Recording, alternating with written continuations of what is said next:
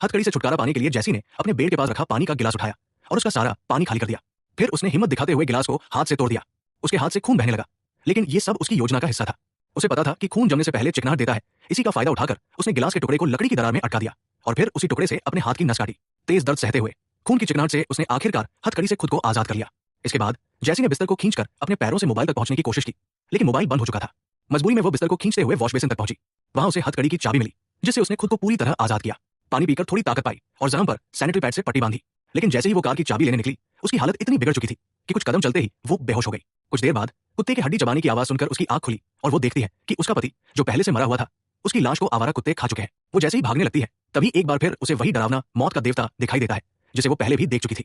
डरते हुए जैसे अपनी शादी की अंगूठी उतारकर उसके हाथ में दे देती है, मानो गुजारिश कर रही हो कि उसे मत ले जाए।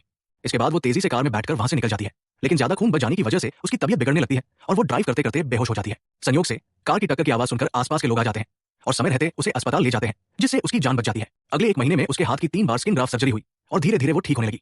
साथ ही उसे पति की मौत के बदले बीमा से अच्छी खासी रकम भी मिली। लेकिन रात होते ही उसे अभी उस डरावने मौत के देवता की छवि दिखाई देती थी, जैसे कोई बुरा सपना जो पीछा नहीं छोड़ता। 6 महीने बाद एक दिन अखबार में उसने एक खबर पढ़ी, एक कब्र खोदने वाले अपराधी को पुलिस ने पकड़ा है, जिसे गंभीर शरीर विकृति एक्रोमेली नाम की बीमारी है। वो लाशों के कब्र से गहने चुराता था और ये घटनाएं जैसी की झील किनारे वाली विला के पास ही हुई थी।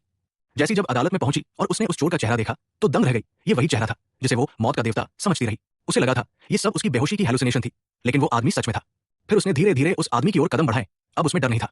उसने जीवन में इतने दर्द, धोखे और संघर्ष झेले थे कि अब वो किसी चीज से डरने वाली नहीं थी। अब वो एक नई रोशनी, नई सुबह की ओर बढ़ रही थी, एक नई शुरुआत, एक नए आत्मबल के साथ।